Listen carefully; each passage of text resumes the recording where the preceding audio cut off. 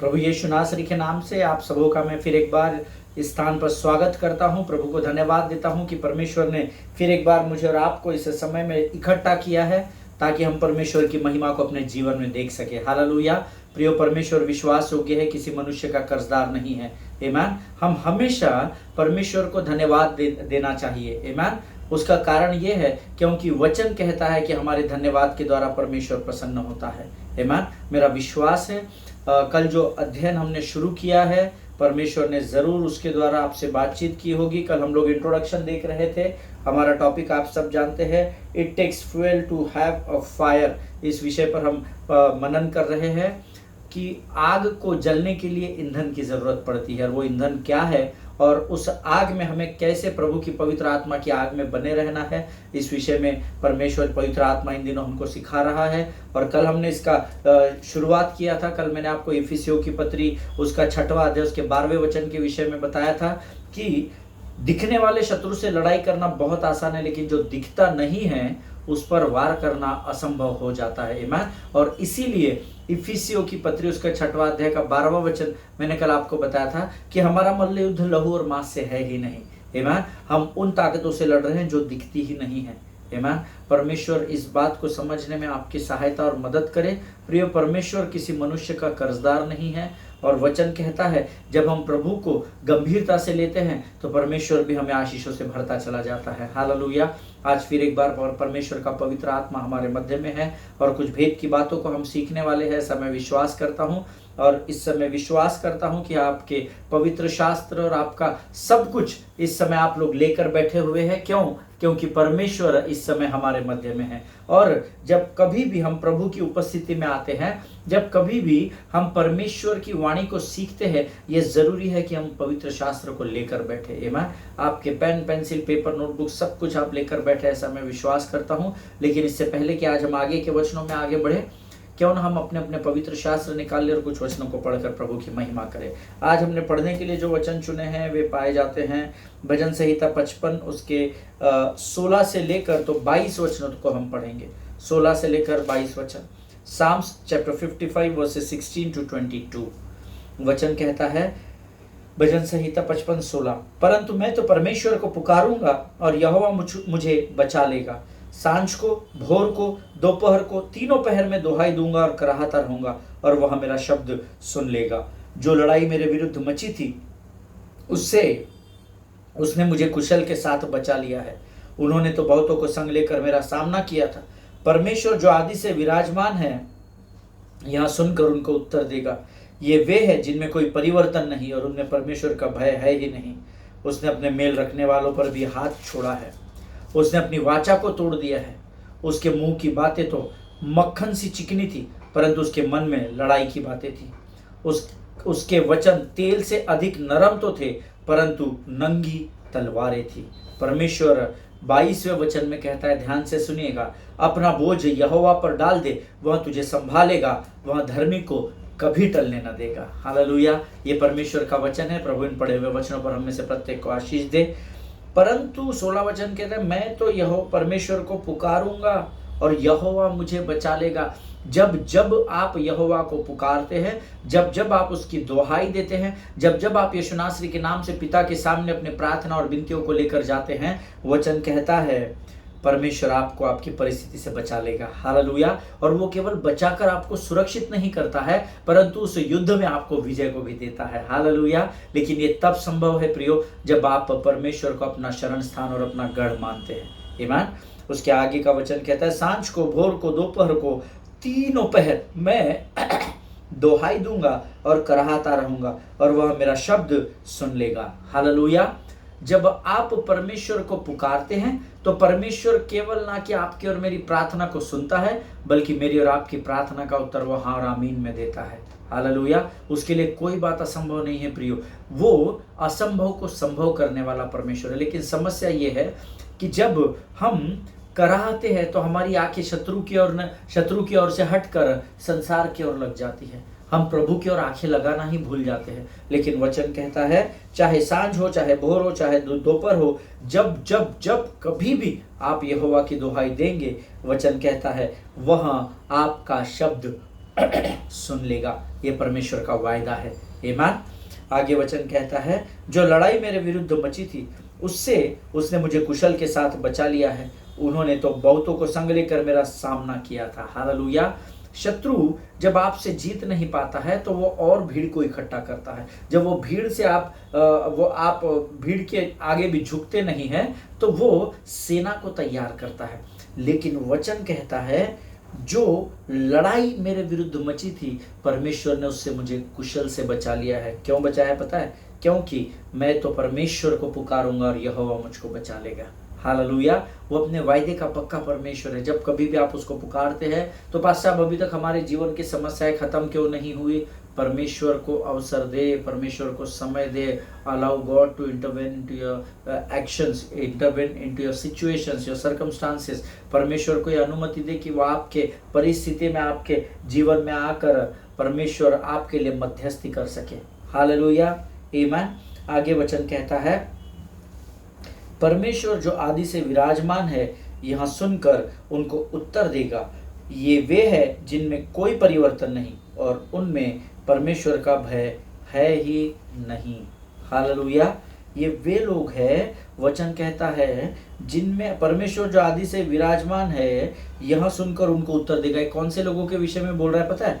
जो आपके विरोध में खड़े होते हैं, जो आपके विरोध में बोलते हैं, जो आपके पीठ पीछे आपकी बुराई करते हैं, वो लोगों के विषय में परमेश्वर ये कहता है, ये वे लोग हैं जिनमें कोई परिवर्तन नहीं।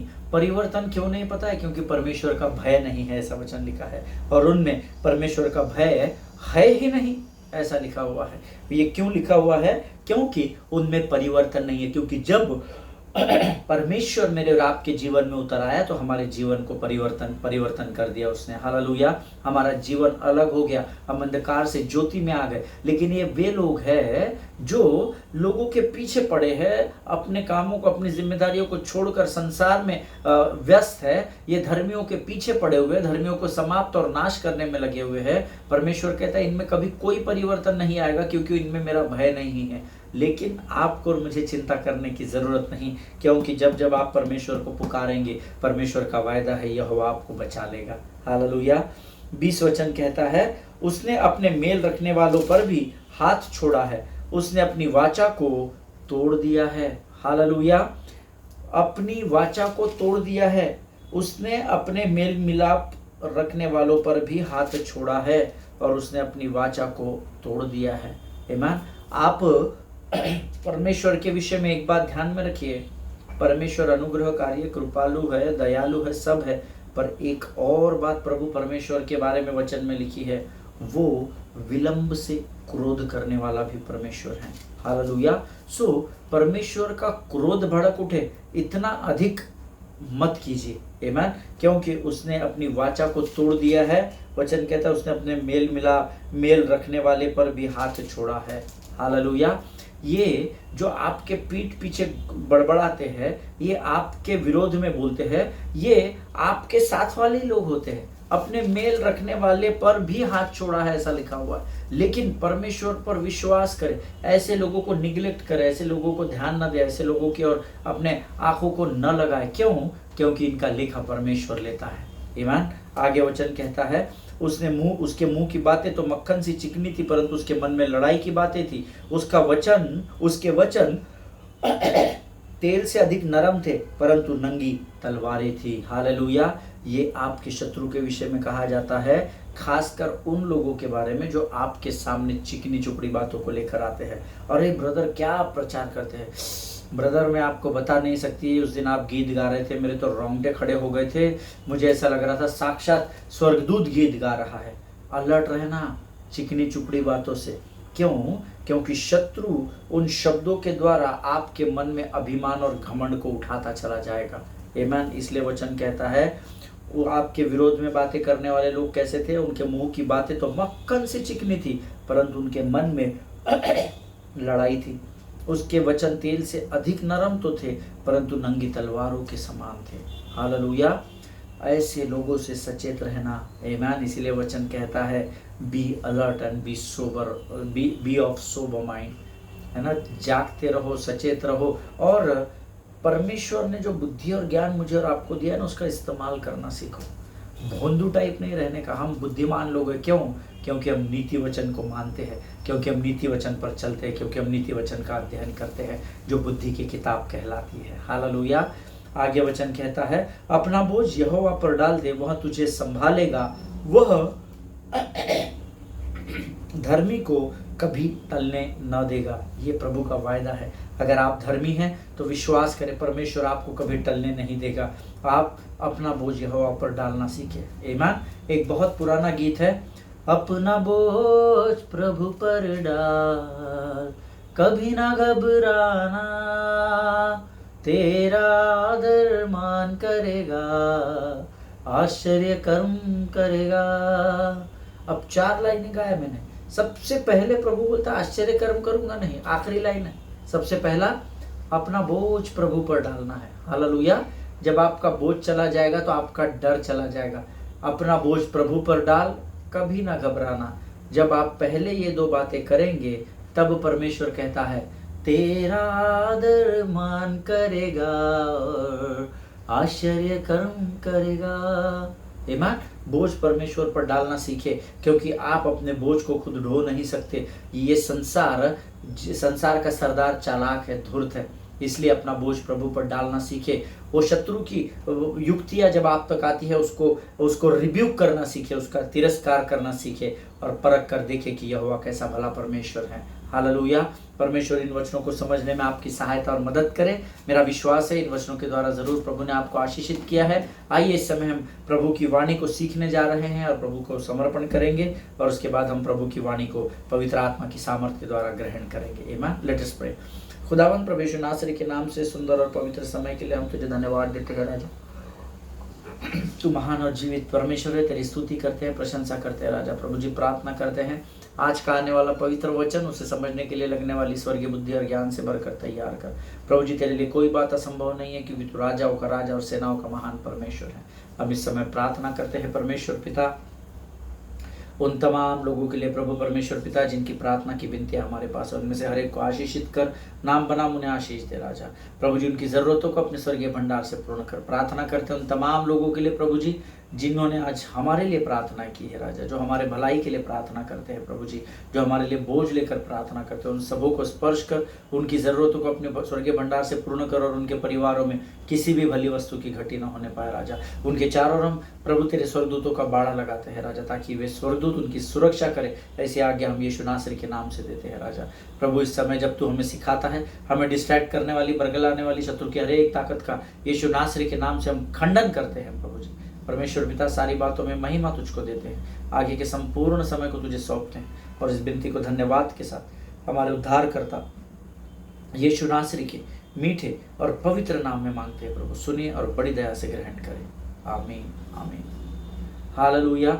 परमेश्वर की उपस्थिति हमारे मध्य में है। हम सब परमेश्वर पवित्र पिता और उनके पुत्र यीशु मसीह के लहू में सुरक्षित पाए जाते हैं। आमीन। धर्मी के डेरे के निकट किसी भी प्रकार की परमेश्वर हानि आने नहीं देगा, ऐसा वचन कहता है। आमीन। आपको और मुझे चिंता करने की जरूरत नहीं, डरने की जरूरत नहीं है, क्योंकि स्वर्ग का परमेश्वर हमारे साथ है। हालेलुया। आमीन। कल मैंने आपको नीति वचन उसका इफिसियों की पत्री उसका 6वां अध्याय उसका 12वां वचन बताया था। हम सब इस वचन को निकाल कर फिर एक बार पढ़ेंगे। इफिसियों की पत्री उसका 6वां अध्याय उसका 12वां वचन। The book of Ephesians chapter 6 and verse 12 says, हमारा यह मल्ल युद्ध लहू और मांस से नहीं, परंतु प्रधानों से और अधिकारियों से और दुष्टता की आत्मिक सेनाओं से और अंधकार के उन हाकिमों से है जो आकाश में हैं। हालेलुया।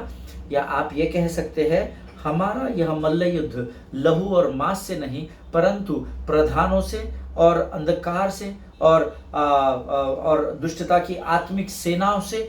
ये सारी जो बातें, ये जो चार अलग अलग कैटेगरीज है ना, इसके विषय में कभी हम सीखेंगे, है ना। हमेशा हमको एक बात स्मरण रखना है कि मेरा और आपका युद्ध मांस और हड्डी से नहीं है।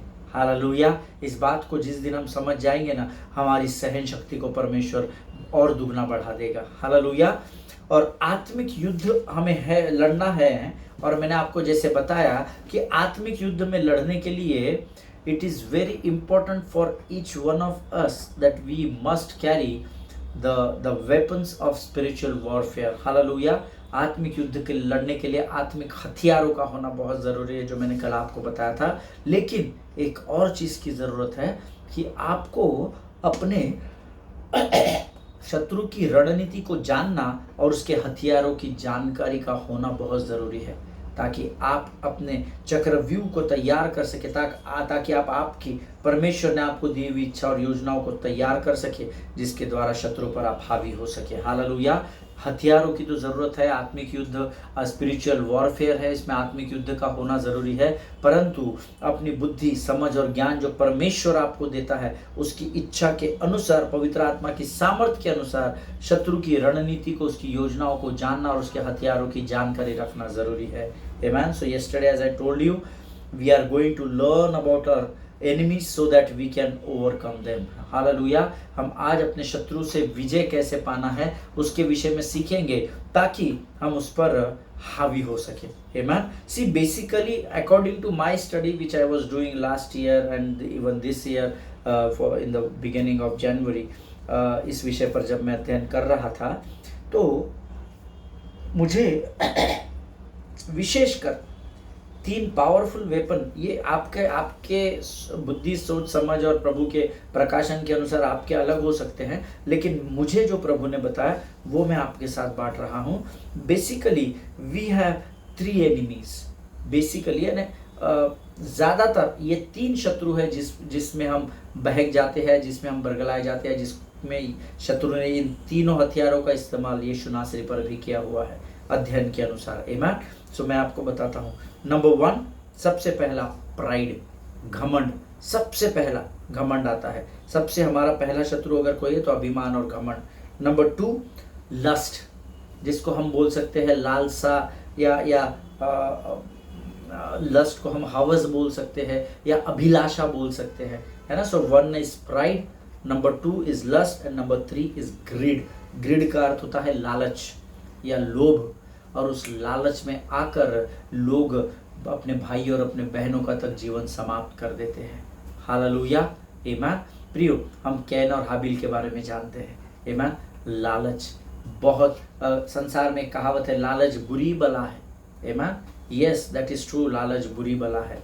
जिसने भी ये लिखा हुआ है वो बाइबल से लिखा है, ऐसा मेरा विश्वास है। So basically believers have 3 enemies. हमारे 3 शत्रु है। Number 1 is pride, number 2 is lust and number 3 is greed. पहला अभिमान और घमंड, दूसरा अभिलाषा या लालसा, या अभिलाषा या लालसा या हवस कह सकते हैं। तीसरा ग्रीड को कहते हैं लालच या लोभ। आमीन। ये वही 3 हथियार है जो शत्रु ने जगत की उत्पत्ति में ही आदम और हवा के ऊपर इस्तेमाल किए थे। हालेलुया।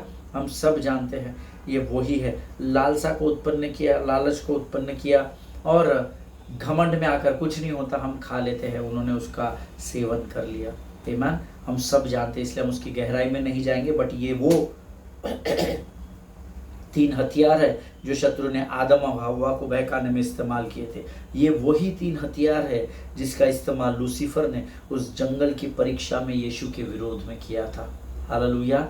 सो मैं जब अध्ययन कर रहा था तो प्रभु ने मुझे 3 बातें बताई। आपको और भी बता सकता है जब आप प्रभु के साथ समय बिताएंगे, लेकिन हम इस विषय पर मनन करेंगे। आमीन। ये वही 3 हथियार, हम जानते हैं ना, 3 बार परमेश्वर की परीक्षा की गई। That was pride, lust and greed. आमीन। और आज हम इसी पर अध्ययन करेंगे। See, they are the most powerful weapon according to my understanding and study in the word of God. They are the most powerful weapons in the kingdom of God. ये जो 3 बातें मैंने आपको बताई, घमंड, आपकी लालसा और आपका लोभ, ये 3 सबसे पावरफुल वेपन्स है डेविल के पास, जो वो हमारे खिलाफ यूज करता है। यू नो, आदम के टाइम वो सक्सेस हो गया, तो और कुछ बातें उसने अपने जीवन में शत्रु ने जोड़ ली, झूठ, ये वो जो भी होगा। आमीन। लेकिन जब उसने यीशु मसीह की परीक्षा की ना, यीशु मसीह के सामने वो फेल हो गया। इसीलिए अधिकतर आज तक, पर प्रभु के दोबारा आगमन तक, अगर धर्मी के विरोध में किसी चीज का वो इस्तेमाल करेगा, किसी हथियार का इस्तेमाल करेगा, तो वो ये 3 ही होंगे। Number 1 is pride, number 2 is lust and number 3 is greed. आमीन। और आज भी हमारा शत्रु इन 3 हथियारों का इस्तेमाल हमारे खिलाफ करता है, क्योंकि अब उसके पास हथियार बचे नहीं हैं। आमीन। और ये मुख्य वो 3 हथियार है जिससे उसके फिर सेमी वेपन्स कनेक्ट होते हैं, छोटे छोटे हथियार कनेक्ट हो जाते हैं, छोटी छोटी लोमड़ियां इन बातों के साथ एक्सक्यूज मी कनेक्ट होकर हमारे जीवन को कमजोर करती है। Number 1 pride, number 2 lust and number 3 greed. आमीन। अब इन शत्रु के हथियारों का सामना करने के लिए कौन से हथियार है? पहला प्राइड है, दूसरा लस्ट है, तीसरा ग्रीडीनेस है, लालच या लोभ है। आमीन। अब ये 3 हथियार जब वो हमारे ऊपर, हमारे मनों पर वार करता है, तो उन 3 हथियारों से बचने के लिए हमको परमेश्वर ने भी 3 हथियार दिए हैं। हालेलुया। आप जो नोट्स लिखते हैं ना, लिखना ये बहुत आपके लिए काम में आएगा। बिकॉज मैं बहुत समय से इस अध्ययन को तैयार कर रहा था, लेकिन हर बार बाधाएं आ रही थी। जब प्रभु ने मुझे इस बात को कंफर्म किया और जब मैं अपने नोट्स बनाने लगा और इसमें अपनी डायरी में लिखने लगा, the devil was distracting my mind again and again. बार बार शत्रु मेरे माइंड को डिस्ट्रैक्ट कर रहा था कि मैं इस वचन को प्रचार न करूं। मैं लिखने बैठता था, डिस्ट्रैक्ट हो रहा था, लिखने बैठ रहा था, डिस्ट्रैक्ट हो रहा था।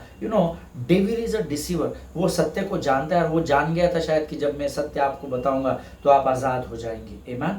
तो बहुत डिस्टर्बेंस हुआ। आप यकीन नहीं मानेंगे, मैं अपने नोट्स में से आपको बताता हूं। मैं जब इसको लिखने बैठा, देखिए मैं इसको लिख नहीं पा रहा था, ये मेरे को सब पेजेस मेरे वेस्ट हो गए, आप देख रहे हैं। लेकिन जब मैं लिख नहीं पा रहा था, शत्रु मुझे डिस्ट्रैक्ट कर रहा था, तो मैंने इसको क्रॉस जरूर कर दिया, लेकिन मैंने यहाँ पर लिखा God is my strength. Hallelujah. जब मैं इस दूसरे पेज पर लिखने गया, फिर शत्रु मुझे डिस्ट्रैक्ट कर रहा था, बार बार मैं डिस्ट्रैक्ट हो रहा था और मैं प्रभु से प्रार्थना कर रहा था। प्रभु मुझे एक ही बात बता रहा था, धन्यवाद दे, धन्यवाद दे। तो ये दूसरे पेज में मैंने लिख दिया प्रेज गॉड। मैंने इस पर प्रेज गॉड, प्रभु की महिमा हो। हालेलुया। शत्रु चालाक है, इस बात को याद रखिएगा। जब मैं इस 3 शब्दों को प्रभु ने मुझे बताया कि तेरे विरोध में, सारे धर्मियों के विरोध में सबसे अधिक अगर ज्यादा तीर चलाए जाते हैं तुम्हारे विचारों में, तो वो घमंड, लालसा और लालच या लोभ के चलाए जाते हैं। तो मैं प्रभु से प्रार्थना में पूछ रहा था, प्रभु तो फिर इस शत्रु के इस तीरों का सामना मैं कैसे करूं? क्या मैं विश्वास के ढाल को लेकर स्थिर रहूं? लॉर्ड सेड, ऑफ कोर्स, जो मैंने तुझे शस्त्र और अस्त्र दिए हैं वो तो तुझे इस्तेमाल करने ही हैं, लेकिन विशेषकर इन 3 बातों से लड़ने के लिए मैं भी तुझे 3 बातें ऐसी बताऊंगा जिसके द्वारा तू इसके तीरों पर विजय को पा सके। हालेलुया। आप जानते हैं क्या, बहुत वर्षों पहले रामायण और महाभारत इन सीरियल्स को टीवी पर दिखाया गया था। बहुत पहले के समय में जब टीवी भी ब्लैक एंड व्हाइट हुआ करता था, है ना, और आज भी शायद रिपीट टेलीकास्ट होते हैं, बीच में भी हुए थे शायद उसके। और उन कहानियों में आपने ये देखा होगा कि अगर रावण इधर से एक तीर चलाता था तो लक्ष्मण और राम भी इधर से एक तीर चलाते थे, और वो दोनों तीर, ये शत्रु का तीर और ये राम और रावण के इधर से आने वाला तीर, ये दोनों एक दूसरे को खत्म कर देते थे। आमीन। लेकिन जो परमेश्वर ने ये शत्रु के विरोध में मुझे 3 तीर दिए हैं ना, वो मुझे नष्ट नहीं करेंगे। आमीन। लेकिन मैं शत्रु के उस तीर को नष्ट करके विजय को पालूंगा। हालेलुया। आमीन। सो मैंने 3 तीर आपको बताए जो शत्रु हमारे खिलाफ 3 योजनाओं को इस्तेमाल करता है। सबसे पहला प्राइड है, दूसरा लस्ट है, तीसरा ग्रीड है। आमीन। सबसे पहला घमंड, जो सबसे अधिक प्रभु हमारे जीवन में इस्तेमाल करता है। उसके बाद फिर दूसरा लस्ट है, हवस या अभिलाषा बोल सकते हैं हम उसको, और तीसरा ग्रीड है जिसको हम लालच या लोभ बोल सकते हैं। Yes, now what are the 3 weapons which God wants to give us to not to defend ourselves but to be victorious in our lives. आमीन। सिर्फ अपने आप को शत्रु से बचाने वाले तीर नहीं देता है हमको परमेश्वर, लेकिन हमको शत्रु पर विजय पाने वाली सामर्थ के तीरों को देता है। हालेलुया। सो शत्रु के 3 हथियार, पहला घमंड, दूसरा हवस या अभिलाषा, तीसरा लालच या लोभ। आमीन। अब इन तीनों को डिफेंड करने के लिए परमेश्वर ने भी हमें 3 हथियार दिए हैं। जो नोट्स लिखते हैं वो लिख ले। Number 1, pride against prayer. आमीन। जब शत्रु घमंड का तीर मारेगा तो परमेश्वर ने उस पर विजय पाने के लिए आपको प्रार्थना करने के लिए कहा है। आमेन। सो प्राइड वर्सेस प्रेयर, नंबर 1। सो परमेश्वर ने हमें पहला हथियार क्या दिया है? प्रार्थना।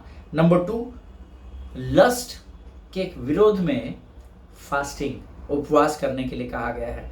शरीर की अभिलाषाओं पर विजय पाने के लिए उपवास करने का तीर परमेश्वर ने हमको दिया है। नंबर 3, ग्रीडीनेस, लालच या लोभ, इस पर विजय पाने के लिए परमेश्वर ने एक बहुत अद्भुत तीर हमें दिया है, गिविंग।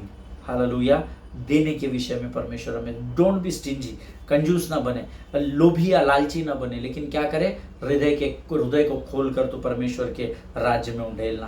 आमीन। क्योंकि प्रेम से और आनंद से देने वाले से परमेश्वर प्रसन्न होता है। हालेलुया। सो 3 तीर है शत्रु के, प्राइड, लस्ट एंड ग्रीड, और 3 तीर परमेश्वर ने हमें इनको दबाने में, इन पर विजय पाने में दिए हैं।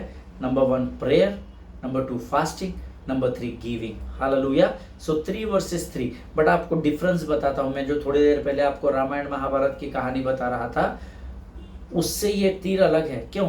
क्योंकि यहाँ जब शत्रु या रावण जब तीर को चलाता है या गोलियां चलाता है, और जब धर्मी अपने तीर को चलाता है, तो ये दोनों जलकर राख नहीं होते। धर्मी की ओर से चलाया गया तीर शत्रु के तीर को आर पार 2 भागों में छेद डालता है और विजय को पा लेता है। हालेलुया, आमीन। आज हम यहाँ पर समाप्त करेंगे। मेरा विश्वास है आने वाले दिनों में परमेश्वर और भेद की बातों को हम पर प्रकट करता चला जाएगा। भेद की बातों को पाने के लिए जरूरी है कि हम परमेश्वर से प्रार्थना करें और उसके साथ संगति करें। आमीन।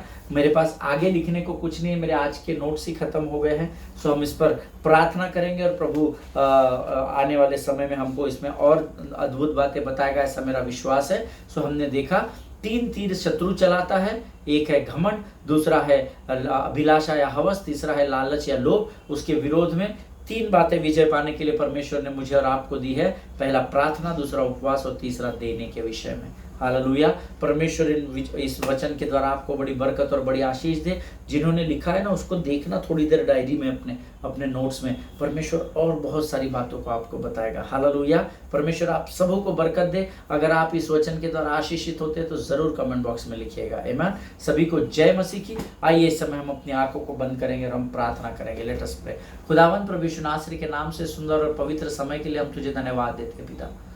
प्रभु धन्यवाद देते हैं आज के वचनों के लिए राजा। फिर एक बार तूने हमें नए बल, नई सामर्थ्य से भरा, हम तेरा गुणानुवाद करते हैं। प्रभु जी, ये वचन हमारे जीवन के अंत तक हमारे साथ बने रहे, ऐसा तो होने देना राजा। प्रभु जी धन्यवाद देते जीवन की तमाम आशीषों के लिए। अपना सब कुछ तुझे समर्पण करते हैं, अपने आप को यीशु मसीह के लहू में डुबो देते हैं। आज के दिन भर की तमाम आशीषों के लिए धन्यवाद देते हैं। कल के अद्भुत आने वाली आशीषों को यीशु नासरी के नाम से हम रिसीव करते विश्वास के साथ राजा। प्रभु जी, शत्रु की हर एक युक्त योजनाओं का यीशु के नाम से हम खंडन करते हैं और इस विनती को धन्यवाद के साथ यीशु नासरी के नाम से मांगते हैं। सुन और बड़ी दया से ग्रहण कर। आमीन, आमीन। हालेलुया। परमेश्वर आप सबों को इन वचनों के द्वारा आशीष दे। एक दूसरे के लिए प्रार्थना करते रहे, अपने पासबानों के लिए, उनके परिवारों के लिए जरूर प्रार्थना करें। हम कल फिर एक बार मिलेंगे, तब तक स्वस्थ रहे, सुरक्षित रहे। सभी को जय मसीह की। God bless you all.